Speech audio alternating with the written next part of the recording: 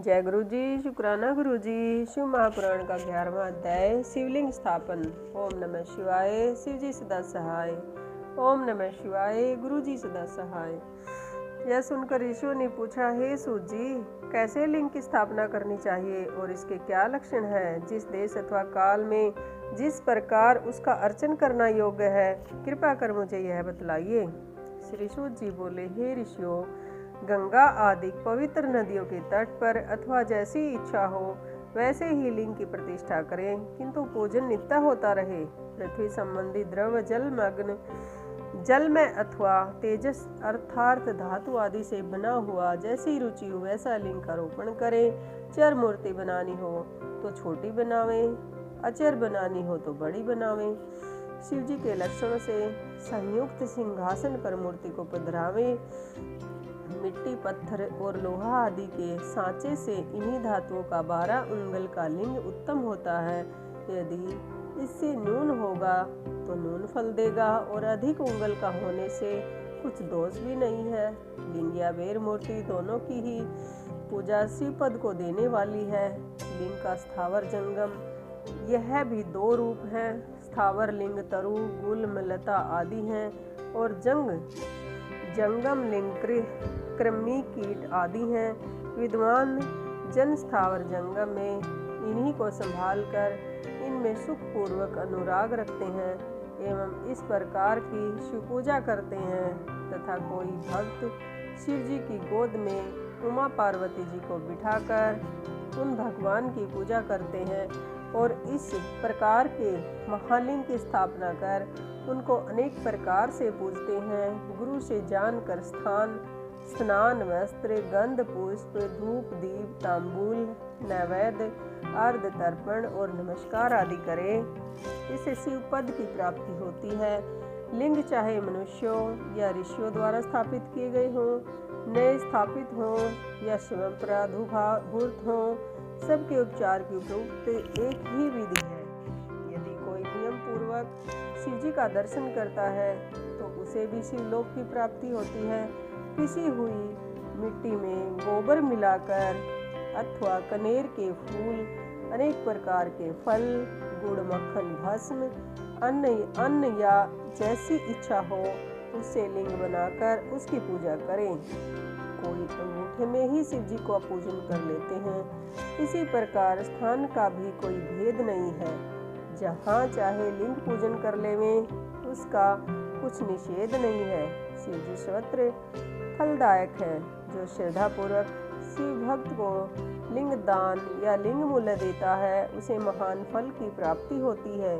जो नित्य 10,000 प्रणव का जाप करता है अथवा प्रातः संध्या दोनों समय जो 1,000 जप करे तो उसे शिव पद की प्राप्ति होती हो।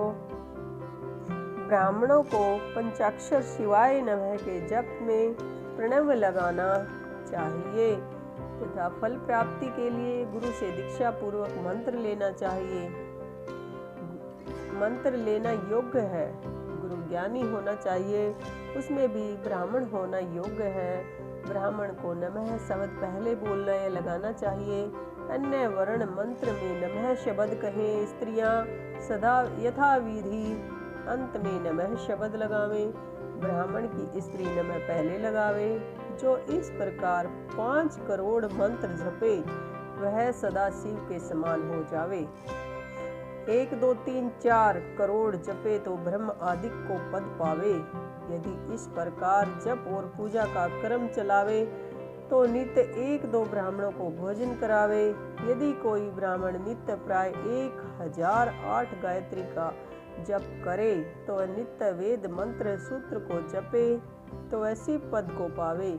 इसके अतिरिक्त और भी बड़े बड़े मंत्र हैं और जिनके जपने और वेद का पारायण करने से शिव पद की प्राप्ति होती है। मंत्रों में जो मंत्र अपने को प्रिय लगे उसे ही जपे। यदि कोई ओम इस मंत्र को 1000 बार जपे तो उसके सब मनोरथ पूर्ण हो। विद्वान को चाहिए कि वह आमरण शिव क्षेत्र में निवास करे। जहाँ कहीं मनुष्यों द्वारा लिंग पधराया हो वहाँ 100 हाथ तक पुण्य क्षेत्र होता है। वहाँ जो भी पुण्य कर्म किया जाता है उसका 100 गुना फल मिलता है। और जहाँ ऋषियों ने लिंग पधराया हो वहाँ 1000 हाथ तक, और जो लिंग स्वयं निकले होते हैं वहाँ पर 4000 हाथ की दूरी तक शिव क्षेत्र माना जाता है, तथा उसका पुण्य भी वैसा उतना ही अधिक होता है। कई कवियों का कहना है कि ऐसे पुण्य क्षेत्र में कुआं, बावली, तालाब और तलाई आदि का होना आवश्यक है। उसे शिव गंगा कहते हैं। ऐसे स्थान में दान तप करना सर्वथा ही कल्याणप्रद है। दशा है मासिक सपिंडीकरण, वार्षिक पिंडदान, बरसी आदि शिव क्षेत्र में करने से सब पापों से मुक्ति करा देता है। शिव क्षेत्र में 7, 5, 3 या 1 रात अवश्य ही निवास करें। वर्णानुसार इसका भी उत्तम फल प्राप्त होता है। सकाम से तुरंत सिद्धि और निष्काम से शिव पद की प्राप्ति होती है। विशेषकर कलयुग में तो और भी सरल है। इतना सुनकर ऋषियों ने कहा, हे सूत जी, अब हमें ऐसे सभी पुण्य क्षेत्रों का वर्णन संक्षेप में सुनाइए कि जिसका सभी स्त्री पुरुष आश्रय लेकर शिव पद को प्राप्त करते हैं। हे योगियों में श्रेष्ठ, इन क्षेत्रों का आगमन कैसे हुआ, यह भी हमें सुनाइए। सूत जी ने कहा, हे ऋषियों, क्षेत्रों का आगमन जैसे हुआ वह सब श्रद्धा सहित सुनिए। जय गुरु जी। शिव महापुराण का 11वां अध्याय समाप्त। ओम नमः शिवाय। शिव जी सदा सहाय। ओम नमः शिवाय। गुरु जी सदा सहाय। जय गुरु जी। शुक्राना गुरु जी। शिव महापुराण के अगले अध्याय के लिए चैनल को सब्सक्राइब करें।